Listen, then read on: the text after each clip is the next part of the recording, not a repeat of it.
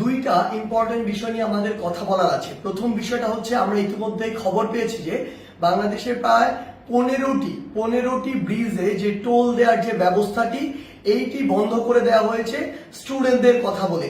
আমাদের জায়গা থেকে স্পষ্ট বার্তা, এটি রাষ্ট্রের একটি যে আয়, এই আয়ের একটি অংশ এই ব্রিজগুলোতে যে টোল দেওয়ার বিষয়টি।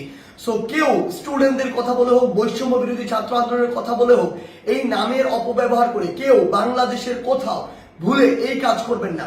প্রত্যেকটি ব্রিজে টোল দিবে, এমনকি বৈষম্য বিরোধী ছাত্র আন্দোলনের ব্যানারে কোনো যদি ত্রাণের ট্রাকও বাংলাদেশের যে কোনো জায়গায় যায়, সেই ট্রাকও টোলের টাকাটি দিয়ে তারপরে যাবে। কারণ এই রাষ্ট্রকে যদি আমরা স্টেবল করতে চাই, আমার রাষ্ট্রের যে অর্থনৈতিক অবস্থা সেটিকে আগে স্টেবল করতে হবে।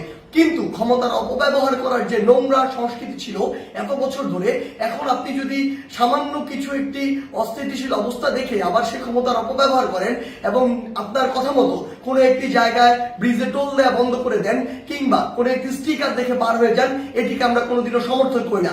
আমাদের জায়গা থেকে স্পষ্ট বার্তা, অবশ্যই প্রত্যেকটি ব্রিজের এই টোল যেটি, সেটি টোল দিয়ে যেতে হবে। এবং আরেকটি হচ্ছে যেটি, যখন এই ব্রিজে কোনো একটি গাড়ি এভাবে ত্রাণের কথা বলে বা অন্য কোনো প্ল্যাটফর্মের কথা বলে টোল ছাড়া চলে যাচ্ছে, আরো অনেক গাড়ি আসলে টোল ছাড়া এইভাবে ওই গাড়ির সাথে চলে যাচ্ছে। এই যে অপসংস্কৃতিটি কিংবা ক্ষমতার অপব্যবহারের যে নোংরা বিষয়টি, এটি আমরা কখনো সমর্থন করি না। রাষ্ট্রের যে আয়ের সেক্টরগুলো রয়েছে সেগুলো সুন্দরভাবে চলতে হবে রাষ্ট্রের সুন্দরভাবে চলার জন্য। আরেকটি গুরুত্বপূর্ণ বিষয় যেটি আমরা দেখতে পাচ্ছি, বিগত 16 বছরে আওয়ামী লীগ ফ্যাসিস্ট সরকার কি করেছে, তার ক্ষমতার অপব্যবহার করেছে। আওয়ামী লীগ বাদে অন্যান্য যত রাজনৈতিক দল ছিল, ওই রাজনৈতিক দলগুলোকে বিভিন্ন মিথ্যা মামলা দিয়েছে, হয়রানি করেছে, চাঁদাবাজি করেছে, কিংবা তাদেরকে এলাকা ছাড়া করেছে, যেটিকে আমরা কখনোই সমর্থন করি না। বলেই আজকে 16 বছর পরে হলেও ছাত্র জনতার গণঅভ্যুত্থানের মধ্য দিয়ে আওয়ামী লীগের পতন হয়েছে, আওয়ামী লীগ দেশ ছাড়া হয়েছে। কিন্তু আজকে যদি এই গণঅভ্যুত্থানের পরেও আমরা দেখি অন্য কোনো একটি দল বা অন্য কোনো একটি দলের নেতাকর্মীরা ঠিক একই কাজটি করে, তাহলে আপনারা এই আওয়ামী লীগ থেকে কি শিক্ষা নিলেন? একটা জিনিস মনে রাখবেন, আমরা আসলে এই নির্যাতকের পরিবর্তন চাই না, আমরা এই নির্যাতনের যে সিস্টেমটি সেটির পরিবর্তন চাই। আমাদের জায়গা থেকে স্পষ্ট বার্তা, আপনাদের চোখের সামনে স্টিল জ্বলন্ত অনেকগুলো উদাহরণ রয়েছে, সেগুলো থেকে শিক্ষা নিন, না হলে জনগণ আপনাদেরকে আস্থা করে নিক্ষেপ করবে। আমরা যেন এটি না দেখি যে কাউকে আবারও মিথ্যা মামলার ওই চক্রটিতে যেতে হচ্ছে, কাউকে আবারও কোনো দোষ ছাড়া বিনা দোষে ঘর বাড়ি ছাড়া করা হচ্ছে, ঘর বাড়ি ভেঙে দেওয়া হচ্ছে, কিংবা তাদেরকে নির্যাতনের শিকার করা হচ্ছে, কিংবা আমরা শুনছি দেশের বিভিন্ন জায়গায় একটি চাঁদাবাজির নতুন চক্র গড়ে উঠছে। আমরা আপনাদেরকে স্পষ্ট করে বলতে চাই, আমরা আমাদের জায়গা থেকে বৈষম্য বিরোধী ছাত্র আন্দোলন এই সকল ক্ষমতার অপব্যবহারের বিপক্ষে, এবং আমরা এগুলোর বিপক্ষে সবসময় কথা বলে যাব।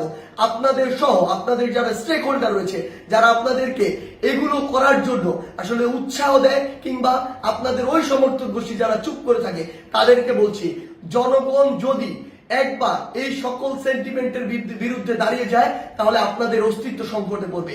তাই জনগণের চাওয়াটার কথা চিন্তা করুন, সময়ের দাবির কথা চিন্তা করুন। যদি আপনার নাম ভাঙিয়ে কিংবা আপনার কেউ একজন রুট লেভেলে এই কাজগুলো করে, দিন শেষে ব্লেম কিন্তু আপনার উপরেই আসে। সো এই জিনিসটি মাথায় রেখে পুরো বাংলাদেশে এই যে নতুন আরেকটি 16 বছরের যে বিভিন্ন চিত্র ছিল, উদাহরণ ছিল, সেগুলোর যে নতুন আরেকটি এক্সটেনশন কেউ কেউ তৈরি করছে নতুন করে, কিংবা নতুন আরেকটি সংস্কৃতি কন্টিনিউ করার চেষ্টা করছে, আমাদের জায়গা থেকে স্পষ্ট বার্তা, আমরা এটি সমর্থন করি না। এবং আমরা অন্তর্বর্তীকালীন সরকারকে স্পষ্ট করে বলতে চাই, আইন শৃঙ্খলা রক্ষাকারী বাহিনীর মাধ্যমেও, বিচার বিভাগের মাধ্যমেও যারা এই মিথ্যা মামলা থেকে শুরু করে চাঁদাবাজি, নির্যাতন, হয়রানি, ঘরবাড়ি ভাঙচুর এরকম কোনো কিছুর সাথে জড়িত, তাদেরকে স্পষ্টভাবে আইনের আওতায় আনা হোক। বৈষম্য বিরোধী ছাত্র আন্দোলনের পক্ষ থেকে কিংবা ছাত্র জনতার পক্ষ থেকে এর প্রতি পূর্ণ সমর্থন রয়েছে। ধন্যবাদ।